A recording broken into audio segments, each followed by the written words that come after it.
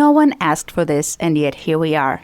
Hi, this is Two Girls, One Plot. We are very happy to have you here. We'll re-go over the Chapter 1 of Harry Potter and the Philosopher's Stone. Sanya, what is this chapter called? This chapter is called The Boy Who Lived. Actually, in Russian, it's translated into The Boy Who Survived. Well, that's some Russian pessimism for you there. The thing that I willingly sought out. Weird. But, I mean, didn't Harry do exactly that? He survived, and then he survived another 10 years of mistreatment. Hey, you're getting your head of yourself. A little bit, yes. So before we start, I just wanted to note something a bit interesting. So the book series don't have, like, one format of the introduction chapter, essentially. But on occasion, in this book included, they do a different POV rather than Harry. So the series itself is like a limited omnipresent third person. So the narrator is very close to Harry. You think it's Harry a lot of the time, but it's actually someone else who's looking into Harry's mind and talking. Do you think it's Voldemort? No. Most books in English are written in a third person, like a close third person narration. There's nothing I hate more than finding a book that starts with, I'm the boy who lived. This is how I feel. You're describing Twilight. Yeah, I know. That's why. Anyway, so this is also the only one which is a Muggle point of view, which isn't Harry dreaming it. So in the fourth book, The Goblet of Fire, it starts out with the groundskeeper of the Riddle's old house. Frank Bryce? Yeah, and that's the only other Muggle point of view we get in the book. Then there is the Half-Blood Prince has a different, like, point of view character for the first chapter. I think it's Narcissa Malfoy. Draco's mom. It's Draco's mom. I don't think it's her POV. It's just following her and Bellatrix. That's maybe a better way to describe it. And then the seventh book begins with Snape and some other Death Eaters going to see Lord Voldemort. Lord Voldemort. What's the Russian one? Volodymyr? Vladimir. Vladimir. Got it. So this is an interesting start to the book series, especially because we never really get this sort of insight into the Dursleys ever again. Which I feel like we really need the new TV series to explore a little bit more of the Dursleys' livelihood, because that is bizarre. They are, even by Muggle standards, they are bizarre. With how aggressively normal they are? Yes, aggressively normal isn't something that I like or I experience or I interact in any way. So as a person, I prefer to seek out something that is outside of the norm. I think, though, that that's a really effective in children's literature because they're like a heightened version of adults. Right. Like, no, don't do something fun like draw on the walls. Be boring. Just do drills and do drills. I thought perhaps I could start off with just a plot summary of the first chapter. Of course. The story opens up on Vernon and Petunia Dursley, who live at number 4 Privet Drive, a location which will feature largely in the Harry Potter universe for the next 7 books. They are very normal, thank you very much. That is the first line in the book. They really want us to know that. The day seems to be going on like any other, and when Vernon leaves to go to work in London, which they call a town, we'll get into that later, he notices a cat reading a map, but then he looks back and there is no map. And he says, Vernon, don't be silly. Cats don't read maps. He and Petunia had missed earlier a tawny owl flying past their kitchen in the middle of the day. On his way to work, he sees people in very odd dress in the city of London. And he thinks at first, well, these are young people with their weird fashion habits. But some of them are just as old as him, if not older. And he says, ugh, these people are ridiculous. They're probably, protesting and collecting for something. So he goes into work, and he has what seems like a good day. He yells at several people and makes several important phone calls. Of course, he does this all in his office, facing away from his window, so he doesn't see the massive amount of owls flying by in the day. He leaves the office, I think, to get lunch, and he hears several people speaking about something that happened to the Potters and a boy named Harry. This puts Vernon on edge because he knows his wife Petunia has a sister who married a man named James Potter, and that they have a son he thinks named Harry. But they don't like to talk about the Potters and are afraid that they would ever show up at number 4 Privet Drive. So Vernon assures himself that he's never even met the boy Harry. Couldn't even be his name. Then, going back to the office, he stumbles into a man in a violet cloak, and the man, seemingly very odd, hugs Vernon Dursley, which Vernon does not seem to like at all, and assures him that this was a great day and even a muggle like him could celebrate. Vernon was very confused and miffed at being called a muggle and goes back to work. On his way home, he notices that the cat, which he had seen earlier that day, is still there. He does not like this. He gets home, and he and Petunia have time to watch the evening news. He resolves to speak to Petunia about her sister, but doesn't resolve to do it in a clear way where he just mentions, "What was the boy's name again? Your nephew?" To which Petunia replies, "Harry, such a common name."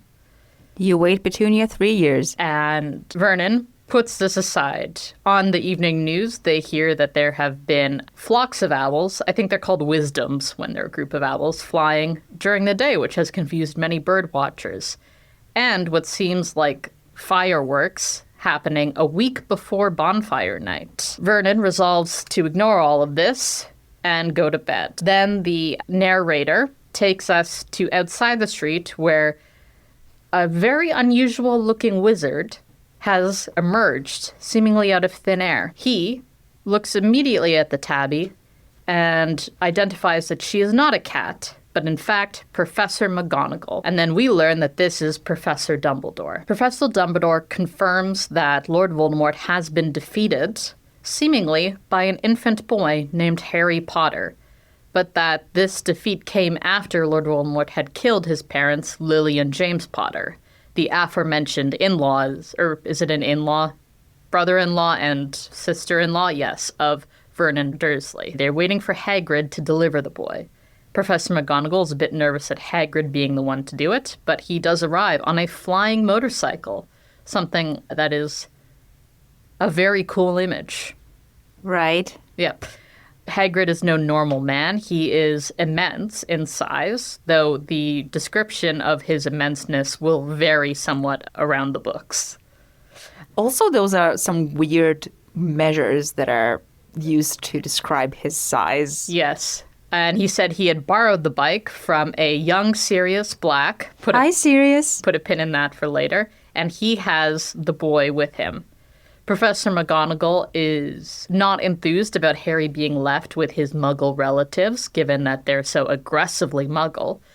But Dumbledore assures her that it's better than growing up famous in the wizarding world, which would have a negative impact on young Harry's well-being. Lockhart. Harry is left on the doorstep with a letter Dumbledore has written for his aunt and uncle, and the chapter ends. So the first thing I want to address is the last name of the married couple, Dursley. Mm-hmm. I don't know if it's any kind of a descriptive name in English, is it? No, I don't think so. No, not really? No. Yeah, because it has not been changed in Russian at all, but like it sounds just a little bit different. So like Dursley is like a plural, and in singular, they just refer to one of the married couple as Dursel. So like, I'm sorry, that's silly. So like Vernon Dursel. Yeah, that's silly. Yeah. So the thing is that the way it sounds in Russian implies that the root of the word is the same as in the word durak, durnoi, which is used for fool or stupid or idiot.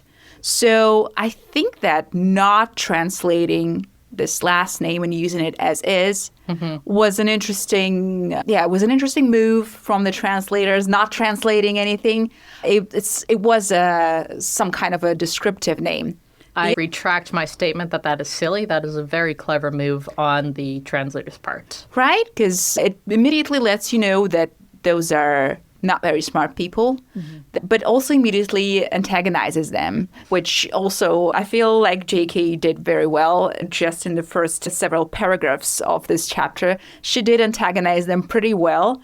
One other thing that I want to point out is that they live in number 4 Privet Drive, and number 4 in different cultures can have interesting meanings. Not in Russian, not in English apparently, but death in Chinese. Death in Chinese, and also numerology. If anyone here is in this kind of woo-woo, in numerology, number 4 is the number of stability, but also on the flip of the coin, it's stagnancy, it's rigidity.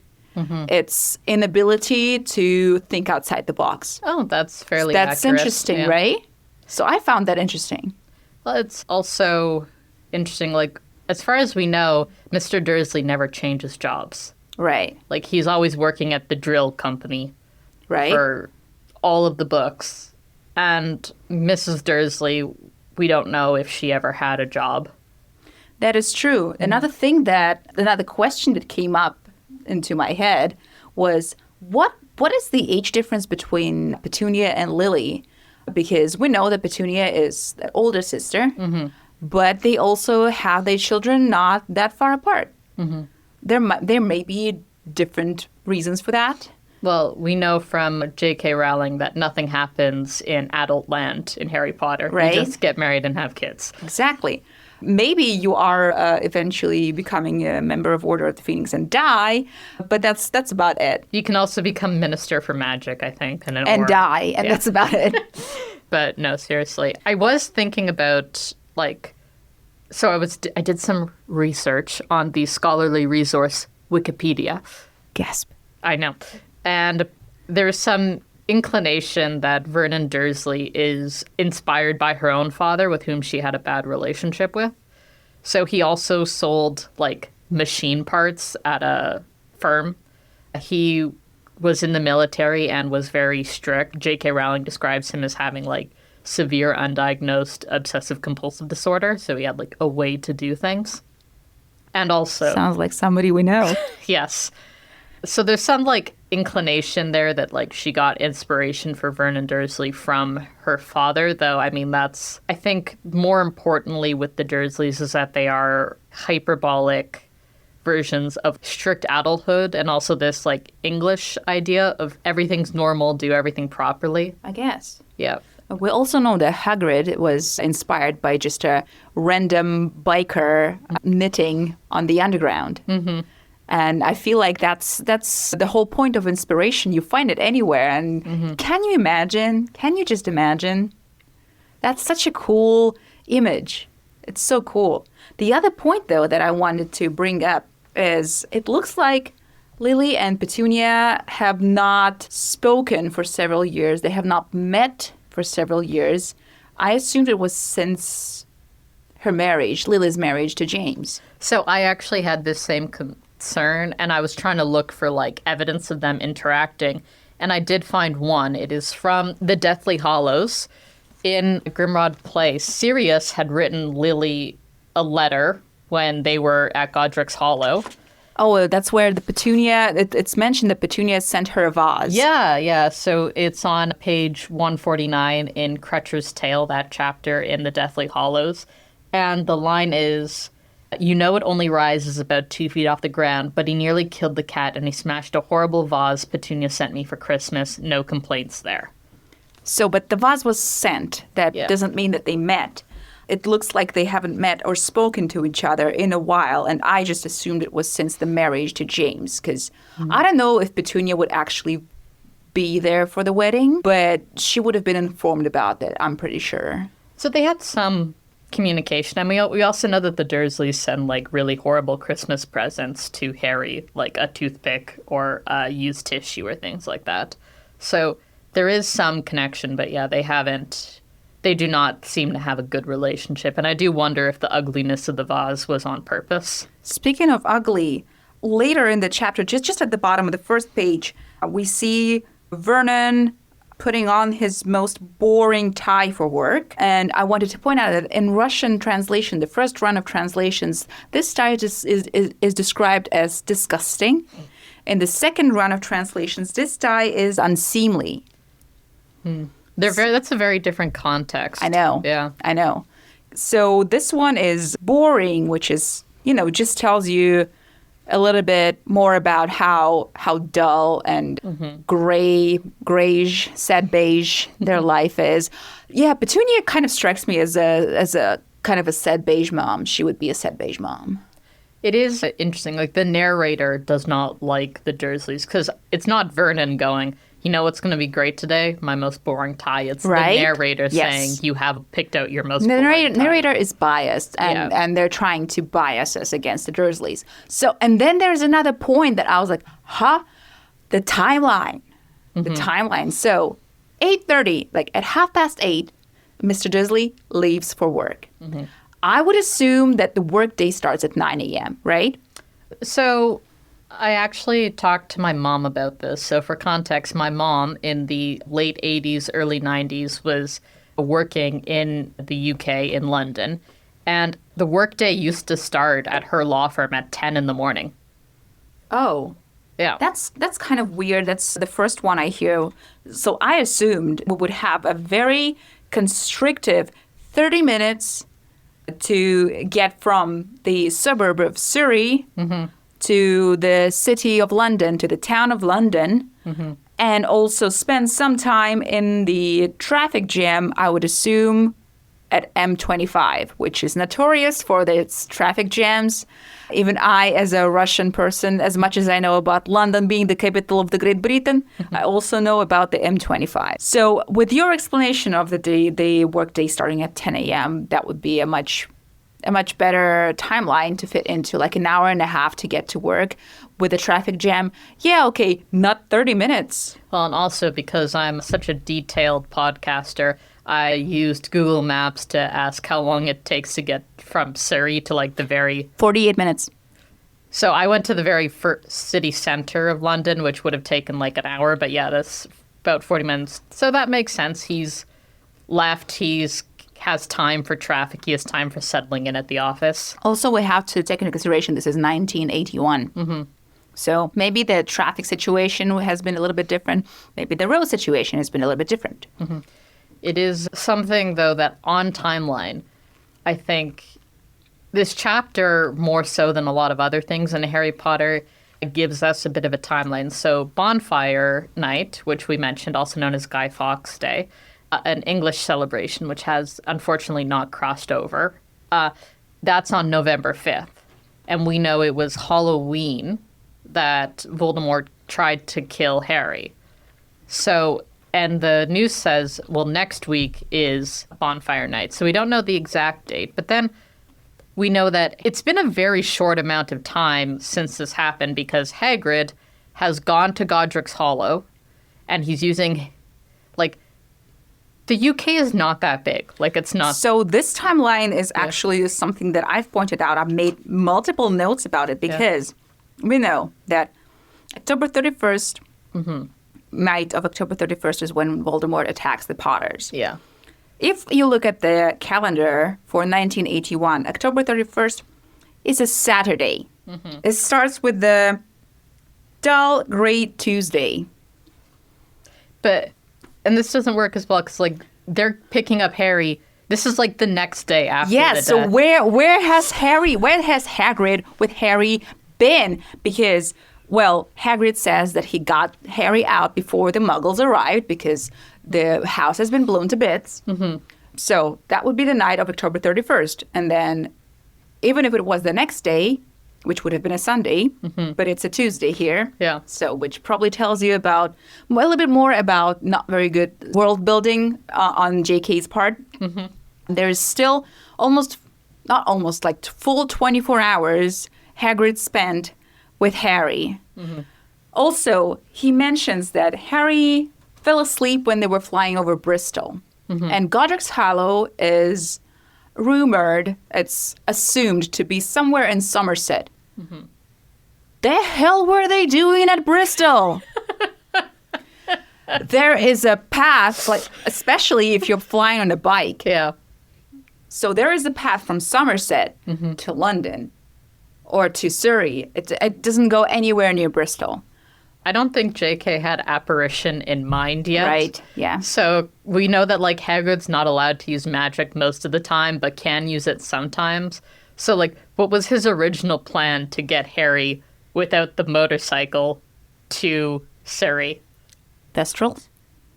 Honestly, that would make more sense than anything else. Right. Well, that is the theory that I attribute fully to Super Carlin Brothers, because they looked into something that we will encounter several chapters forward of how Hagrid got to the hut on the rock in the sea. Yeah. So, yeah, because no broom would hold him. He couldn't apparate, and he didn't have the bike. So Thestrals are known for carrying loads much bigger than they are and much heavier than they are. So a Thestral probably would have been a pretty reliable way to deliver Harry. But also, where they have been for a whole 24 hours. Well, this is the other thing, like how fast news travels, despite the fact that owls are the ones sending it. Right. Because, like, all of the UK everybody knows. Like, right? Was there someone in, like, northern Scotland who didn't find out for a week? Like, this is... Also, what kind of concerned me is that the wizards are just congregating in different parts of London when they have a whole freaking wizarding district in London where they can all just huddle and hub around without causing any trouble. No, they have to just hang out in the middle of the day in the streets of London in the office district, because that's an office district. Also, Vernon's office is on the 9th floor. In the new translation, it's translated to 10th floor for Russian. Yeah. We also get a pretty good feeling how caring Vernon Dursley is from his treatment of his employees and people he talks to on the phone. Honestly, what a horrible person. So I like to play the devil's advocate, and something that I was thinking about, like how much he and Petunia hate magic. And we know Petunia's reason, because Petunia wanted to be a witch and was rejected from this because she's not magic. But we never know Vernon's reason. And something that I don't think JK was thinking about when she wrote this, because as we've established, she's not a good world builder, is something that happens, like, we know that the Death Eaters kill tons of muggles, like, for fun. Like, there's that horrible scene in the 7th book, I think it is, where they, like, use their dead bodies and display them in the ministry. Yep. And okay, if I was the author, I'm not, but if I was, I would have given Vernon Dursley's reason for hating wizards to be not just, like, shallow bigotry or shallow... I mean, can you be bigoted against wizards? But, not so shallow. I would have given it more depth and been like, maybe he had a relative who was killed by a wizard or something like that. Because that would give it more... Because, I mean, and it is a children's book, and they are, like, cartoonishly... Evil isn't the right word, but cartoonishly normal. Yeah. And that's even the first line of the book. But it is something where, in retrospect, I thought there was a great opportunity there, and it wasn't, like, hit. What I like to think about is maybe Vernon is just being a real man, and he's just supporting his wife in any way he can. So he's the breadwinner, and also he considers Petunia's troubles with her sister akin to his own troubles. Maybe he's just taken it so close to heart that this concerns him so much because this concerns her so much. And that would make him a pretty good husband, actually. We will see further in the book that he protects her with any means necessary. I could tell that in a way, in his own very rigid, very muggle, very cartoonish way, he genuinely loves her a lot. I did appreciate it didn't fall into the old boomer, oh, I hate my wife trope. Yes, yeah. It doesn't feel like they hate each other and this is this cartoonish boomer marriage. No, they genuinely love their child, which is a little take. Yeah, but even in that little scene with Dudley just throwing cereal all over the place, all over the sparkling, clean Petunia's kitchen, it's growing up an ass already. Very much so. Yeah. And McGonagall picks up on it immediately. She's like, oh, he's kicking his mother, just demanding to be bought candy. What a horrible boy. Do you want Harry Potter to live next to that one? And this is exactly what Dursleys think about Harry. Yeah. Like, they don't want Dudley to be growing up next to a boy of parents like that. So, okay, this is in 1997 this book comes out. Yes. But it's supposed to be in 1981. So when Petunia goes, what a common name, Yeah, Harry. she didn't know that 3 years later there's going to be a prince named Harry, but he's not actually named Harry. His name is Henry, right? Harold, I think. I think legally he's Henry. Oh, okay, yeah. But yeah, So Petunia Wade, Lady Diana Spencer's going to pop out one. Yep. But yeah, when this book was written, Prince Harry was very much alive already. Yeah. So yeah, what a common name. I think I don't know if this is meant to be, because it is supposed to be a kid's book, but is that meant to be like an inclination that or like a hint from the narrator? Not that we need a hint, but a hint that like the Dursleys don't understand the world or don't know the world. On multiple occasions in the books, we see them watching the news and being this typical Balkan dad as like criticizing everything that's going on the news, despite not knowing any better. Like, they wouldn't know how to go around situations that are on the news. Yeah, fair enough. What really made me laugh the first time over when I was reading that, the description of the cat, how the cat was staring and how the cat had a stern look. I was like, do cats do that? So that was like a little tip off for me that that's not really a cat. But yeah, that was pretty comical the first time around I was reading that, and I even made a note right now here. I'm reading stern cat, lol.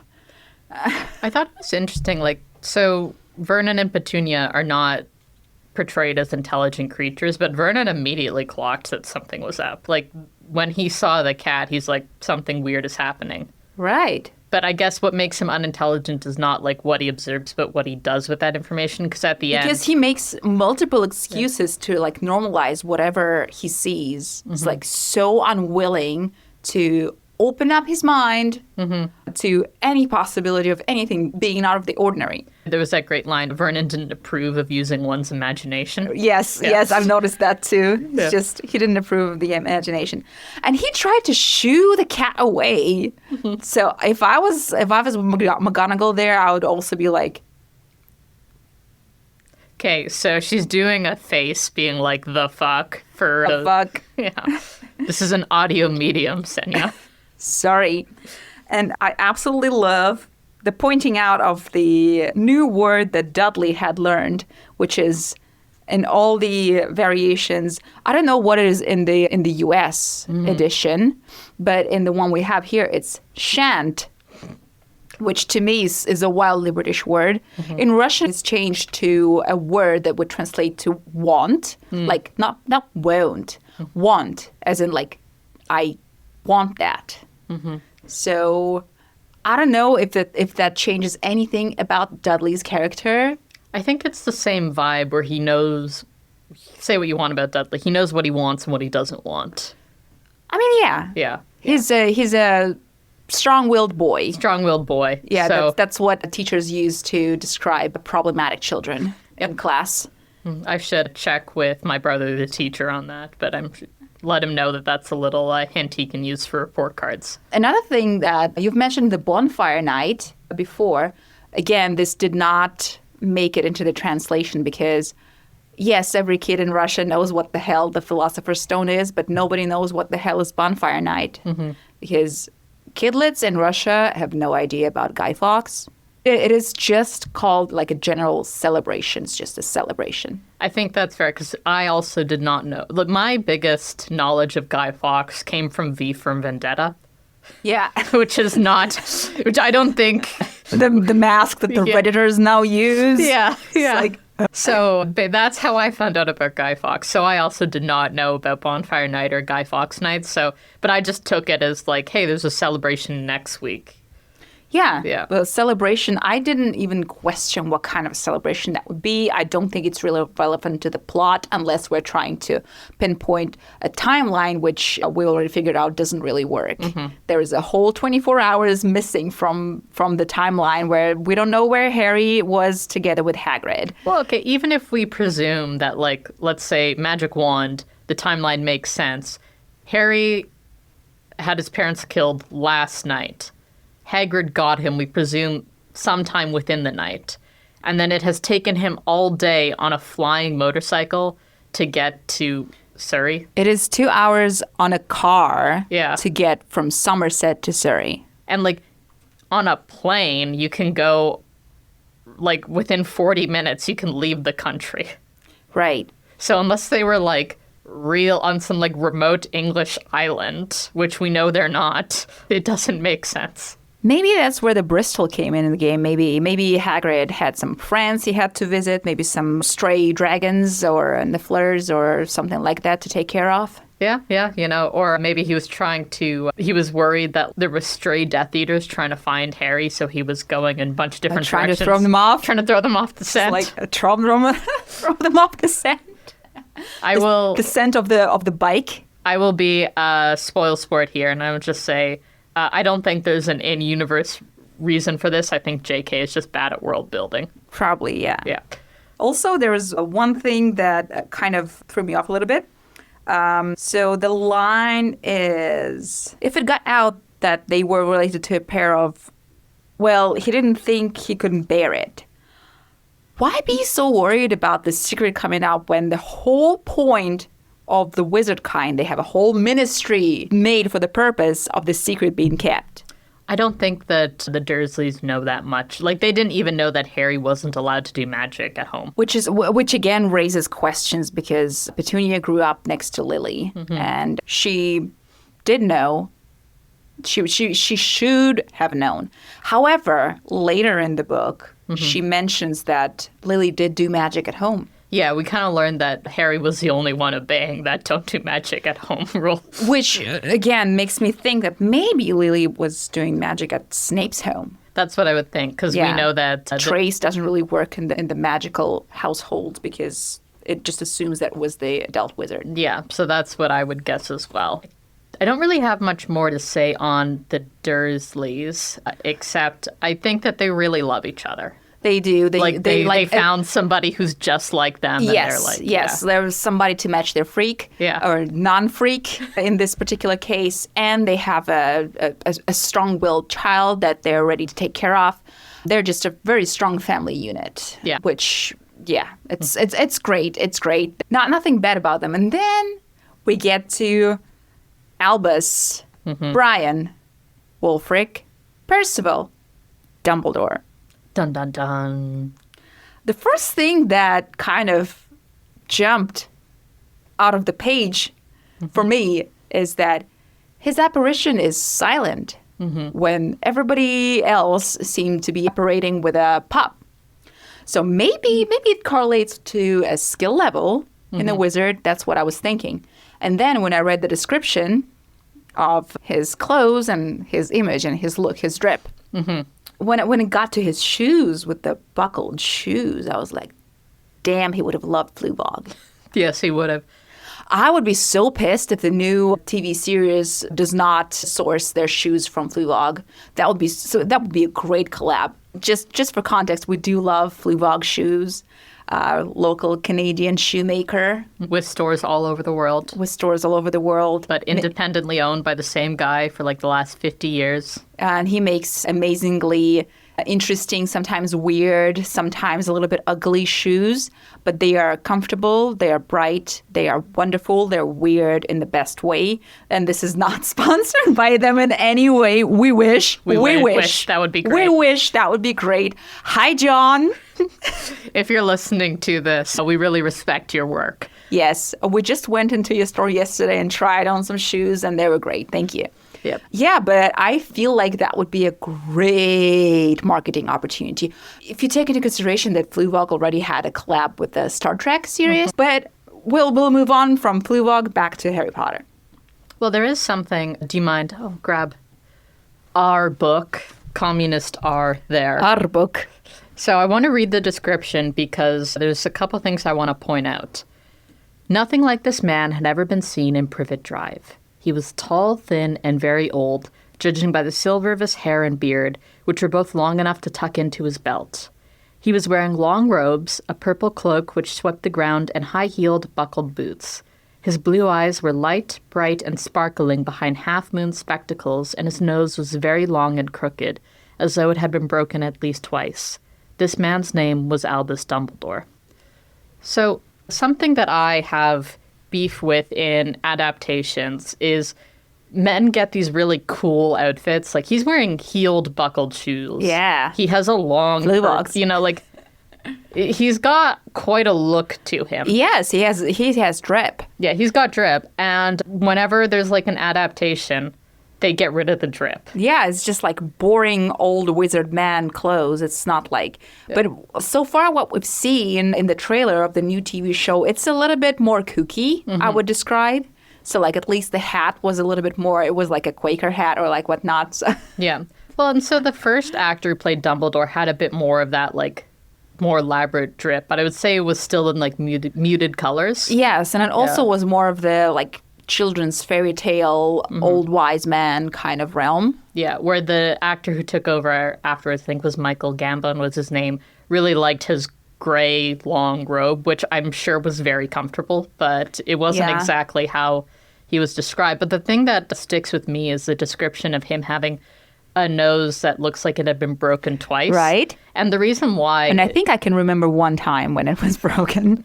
So the reason why I like this is it's a hint, I think, because something that J.K. Rowling does do, I think, rather well is she can create a character in her mind. Yeah.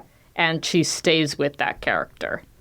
And so you have this very whimsical drip on this man. He looks very much like the Merlin character. Yeah. But the twice broken nose implies like a rougher past. Yes, he's gotten into altercations, of which one of them we hear later in the books. And then we meet McGonagall, and I always just remember Severe as her description. Yeah. Also, she apparently has black hair, which, again, this was something that I forgot so quickly when I saw the depiction by Dame Maggie Smith, which is iconic, I have to say. It's Rest in peace, great actress. Amazing. I feel like she portrayed like those middle and upper age severe women with strong characters and strong wills so well. So Professor McGonagall and Countess Dowager and Downton Abbey more like Countess Dowager, because some of the best lines in the show are delivered by Dame Maggie Smith. Yeah, so with her portrayal, it's so easy to forget that actually McGonagall has black hair. Yeah, and not described as old at all. We don't know her age at all. Yeah, but I think it's interesting though, because both the narrator thinks she's severe and all of her students think she's severe. yeah. So it is something where I'm like, okay, I get it. Yeah, she's severe. What also baffles me, she's asking Dumbledore when he sees her as a cat, she's asking Dumbledore, how did you know it was me? As if your employer wouldn't know you're a registered animagus. Yeah.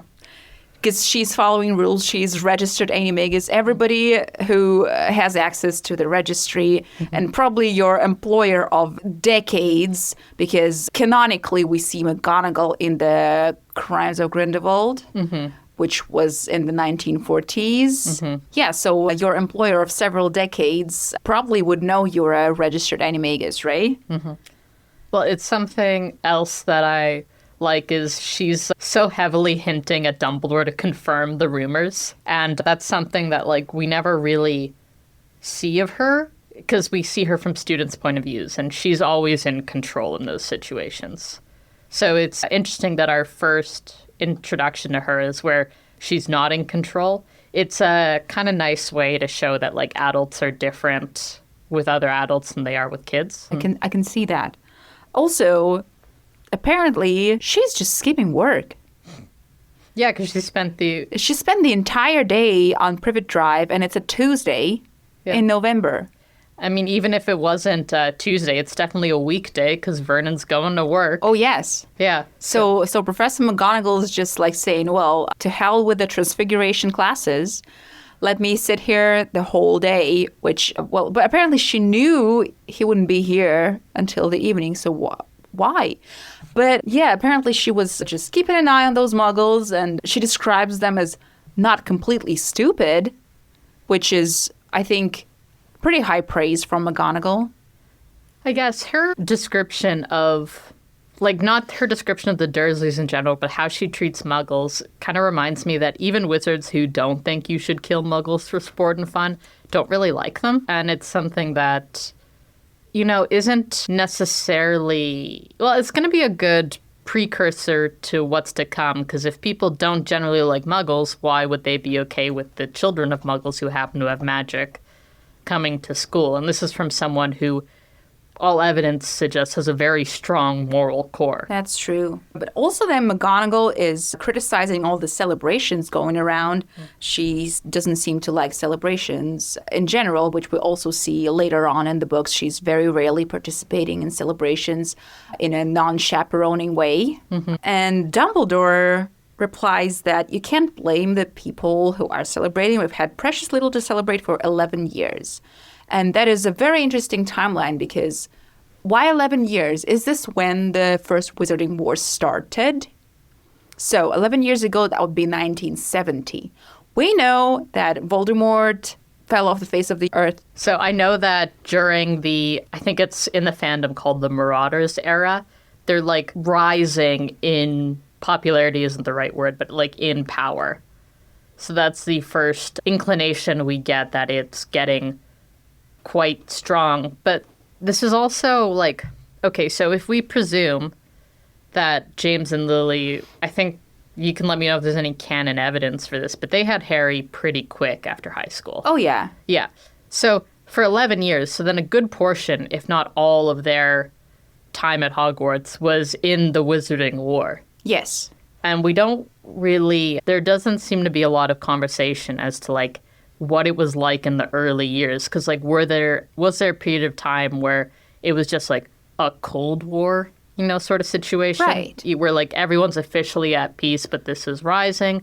You know, like we don't really have a lot of details of what the situation was like during Voldemort's first rise to power. So the timeline is such as Tom Riddle graduates Hogwarts in 1945. Mm-hmm. Then he starts working at Borging and at Burke, and he spends several years in there. We don't know how many. Mm-hmm. And then he falls off the face of the earth for a while until he comes back to ask for the position of the data teacher, which we know by this point he had most of his Horcruxes done. Spoiler. Is it a spoiler at this point? It's been years and years. No. Yeah, it looks like he's been just meandering around for quite a while, just trying to come to power, so he did not act for a while. So it's been at least, so like 1945, so like 25 years from his graduation to this 11-year mark. So we minus 11 years. I know how to do math. That's 14 years that some of that was his working at the Dark Wizard store. Some of that was him completely disappearing, and some of that was him gaining power and gaining followers in his movement. And we know that by Lily and Severus's like 4th or 5th year, Severus is falling in with the Death Eater's sword. Yes. And we know from Sirius's description of his family that though they were never dark wizards themselves, they were totally supporting everything. And so it seems to be that there was some bit of time where he was considered like not a war per se, but like a legitimate political alternative. You know, like, hey, the fascist party is rising to power, that sort of thing. I want to make a note. Harry Potter does not very eloquently relate to any like modern day political ideas, except like last century's political ideas. Yeah, like, so my use... It's totally not an allegory. Well, like, it's an allegory for, like, hate and not hate. But, like, if you're saying, like, what's the ideology besides blood purity, there isn't really a lot going on there. In addition, I will talk about this throughout the cast, but I have always interpreted the blood purity thing to be like a conversation about England's class system. Yes. Yeah. So 11 years. I'm going to punt this a little bit over to J.K. Rowling is bad at world building. But, you know, I should look at this in a more, like, what do we get out of this? We know that there's been a long period of time where the entire Wizarding world has been scared, or at least the people who are against Voldemort have been scared, who haven't had an ability to live their life as normal, and finally they do. So that's what it's trying to convey, that it's been a really long time. This isn't just like a 1-year blip, or like, it's conveying to the reader that this was a very serious problem for a long time. That's true. And the next thing that completely baffles me, and I feel like it's just a very harsh realization that one has to come to while reading the books, is that James and Lily Potter died at 21 years old, being just out of their teens. They just had a baby, they're a very young family. Apparently, neither of them have parents at this point. We know that the older Potters succumbed to the dragon pox. We don't know what happened to Mr. and Mrs. Evans. Lily's and Petunia's parents. But apparently both James and Lily are parentless at 21 years old and dead at 21 years old, which is a really harsh reality of both fiction and life, when death just does not wait. No, it doesn't. Although it is interesting, because when I was, like, reading this as a kid, I'm like, oh, their parents, they're dead. They must have been old. And then, like, coming back as an adult, you realize how young everybody they're is. 20 years old. Yeah. They're 20 years old. Also, it is wild to have a child at 20 years old during the war. It just must have happened. Now, I get the impression that it was more common back in the 80s and the years before to have kids younger. And J.K. Rowling had her daughter relatively young, I would say like in her mid-20s. So it might have been, I don't know if this is like J.K. Rowling doing a Wizarding World, and not world building per se, but just like telling, well, I guess world building, or whether or not it's like a product of the time that she grew up in. I don't know. But I think the point of it is to make Harry an orphan, because all the best British literature has orphan boys. Ask Charles Dickens. Right? Yeah. Orphan boy, the adventure of the fool. This is a trope. The hero's adventure is a very known literary trope. Literary trope. It's Tuesday now. So there's something, though, I wanted to bring up, is Dumbledore doesn't confirm that Voldemort is gone. He says it seems like he's gone. Oh, yeah, that's what he says. And also when McGonagall asks, like, how in the name of heaven did Harry survive? He says, we can only guess. And I'm thinking that even at this point, you already know. Yeah. You must know. So I have a theory about this, and I think that J.K. actually changed the motivation for leaving Harry at the Dursleys. Because in this book, the reasoning given is that for Harry to live in the Wizarding world, it would give him such an ego, and it would just be bad for a boy to grow up that way. And from what Which I can concur. Yeah, like we see this with child actors, things like that. So that makes total sense in this situation. And I don't know why, but I had like retconned my own memory where Hagrid said that Sirius Black had asked to take Harry. He did. But not in this book. Not in this book, no. Yeah. So the books have a very like Ronald Dahl heightened reality sort of point of view for like the first few books. I would say primarily the first and second book. It kind of fades a bit in the third book. And by the fourth book, it's very much transitioning for an older audience because the audience is supposed to like grow up with Harry. And in the first book, we'll see this in future chapters, like the abuse that Harry receives is like cartoonish almost. Like it's true. Yeah. So I think that J.K. changed the reasoning for Harry being with the Dursleys to make it make more sense as to why he was there, in order to not to justify, but like to try and give it like a deeper reasoning. Because if this is the case, that it was like really just to keep him from getting an inflated ego, it's like, well, okay, that backfired. It's gone like way worse.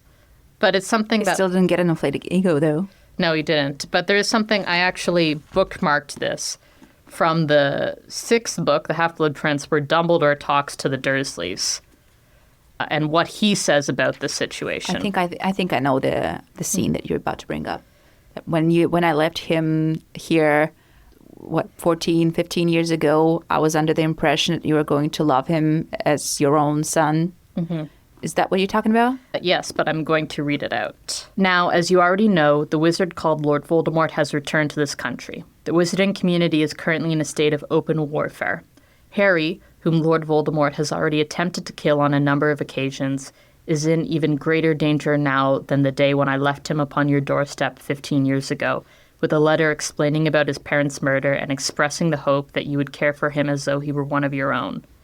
Dumbledore paused, and although his voice remained light and calm, he gave no obvious sign of anger. Harry felt a kind of chill emanating from him and noticed the Dursleys drew very slightly closer together. You did not do as I asked. You have never treated Harry as a son. He has known nothing but neglect and often cruelty at your hands.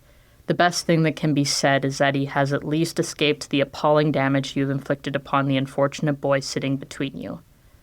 Both Aunt Petunia and Uncle Vernon looked around instinctively, as though expecting to see someone other than Dudley squeezed between them.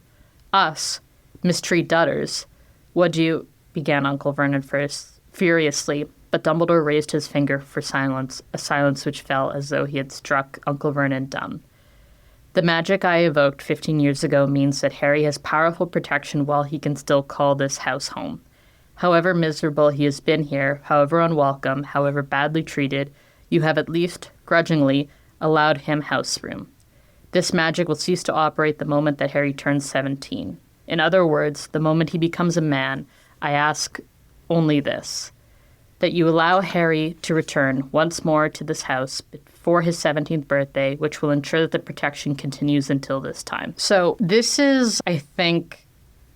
So, a side note, J.K. Rowling is bad at world building. We get, like, multiple explanations as to why the Dursleys, like, why Aunt Petunia's blood relation to Lily protects Harry. First is that it's just because she's his blood. Like, it's this older, ancient magic. Here we get an explanation that Dumbledore invoked some sort of magic, which I don't think either one is true. I think J.K. Rowling was trying to square the book she had written, the first book, versus what the Harry Potter series has become.